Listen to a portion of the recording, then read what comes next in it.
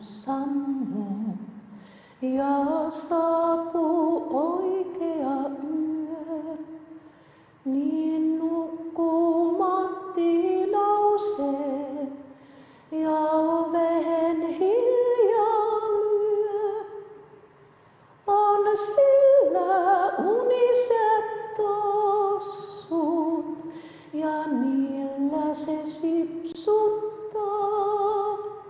Se hiipii ovesta sisään ja hyppää kaapin taa. On sillä uniset tossut ja sininen uninen vyö. Ja unista jäätelön palat se pienillä hampailla syö.